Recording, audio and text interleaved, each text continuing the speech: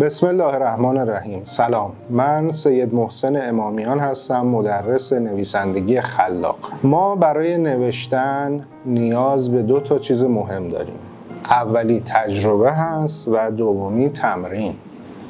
تجربه همون زندگی کردن هستش. ما هرچه بیشتر زندگی کنیم، هرچه بیشتر چالش هایی رو روبروی خودمون داشته باشیم و بر اونها غلبه بکنیم، تجربیات ما بالاتر میره. مطمئناً هر نویسنده‌ای اون چیزی که نوشته بر اساس دیده ها، شنیده ها و تجربیات شخصی خودش بوده و حتی چیزهایی هم که تخیل میشه ریشه در تجربیات یک فرد داره. پس اولین چیزی که باید داشته باشیم تجربه هست که مفصل راجعش صحبت میکنم و دومین چیز تکنیک هست و تمرین مجموعه تکنیک هایی هست که کمک میکنه ما راحت‌تر، بهتر و با شادابی بیشتری بنویسیم. خب برگردیم به تجربه. تجربه گفتم که همون زندگی کردن هستش. ما چیکار کنیم که بتونیم بیشتر زندگی کنیم و بیشتر تجربه کسب کنیم؟ من اینو خلاصه میکنم در 3 میم. با حرف میم شروع میکنم: مطالعه، مسافرت و مباحثه یا مصاحبه.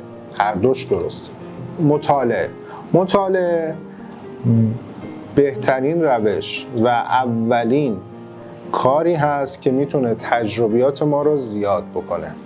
وقتی شما یک رمان رو میخونید 50 سال زندگی یک انسان رو باهاش آشنا میشید و تجربیات 50 ساله یک انسان به شما منتقل میشه. این یک جمله معروفه. وقتی شما یک کتاب اطلاعات میخونید، دایره المعارف میخونید، به دانش شما اضافه میشه و این دانش ها یک جایی هم توی زندگی و هم توی متن‌های شما به کار میاد.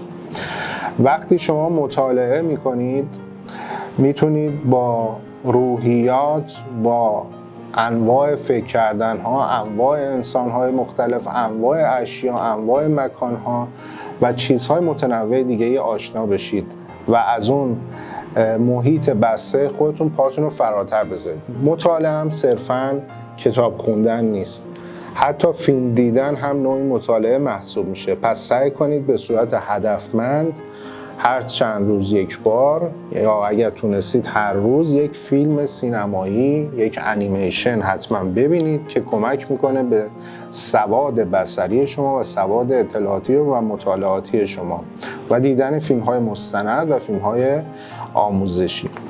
پس اولین گام در راه بالا بردن تجربیات فردی مطالعه هست. مطالعه میتونه به صورت میدانی هم باشه که میاد همپوشانی میکنه با میم بعدی، یعنی مسافرت. بسیار سفر باید کرد تا پخته شود خامی.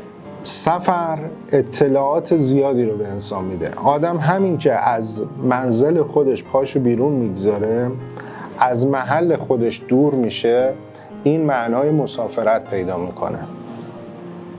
سفر حتما سفر به شهرهای دوردست، به خارج از کشور منظورم نیست.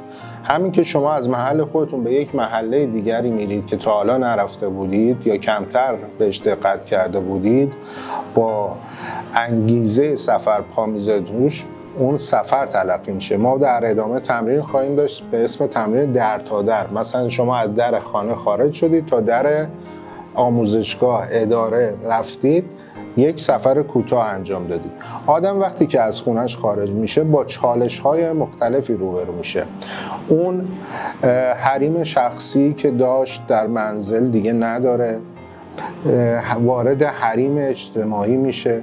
ممکنه هر لحظه یک اتفاق و یک چالش جدیدی براش صورت پیدا کنه و خیلی چیزهای دیگه. پس هر چیز سفرها دوردست‌تر باشن، پرچالش‌تر باشن و اطلاعات بیشتری بتونن به فرد نویسنده منتقل کنن، تجربیات اون بالاتر میره و سوادش برای نوشتن بالاتر میره. بسیاری از نویسندگان معروف آدم‌هایی بودن که جهانگرد بودن یا اهل سفر بودن یا اصلا شغلش اینطور بوده، یک فرد نظامی بوده یا یک فرد جستجوگری بوده. به همین دلیل تجربیات بالایی داشته و تونسته اون تجربیات رو در داستان‌های خودش، در مطالب علمی خودش منتقل کنه.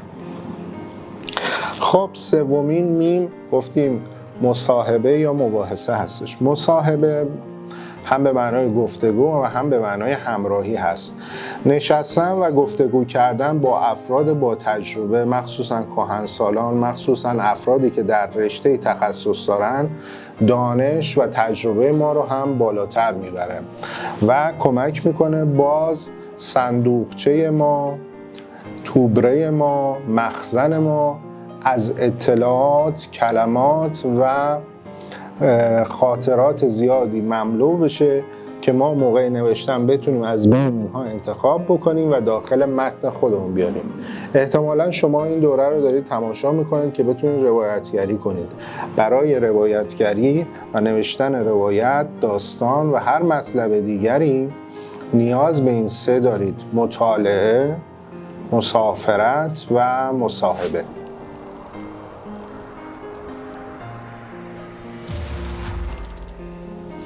بله، گفتم که نوشتن امری است مبتنی بر تجربه و تمرین.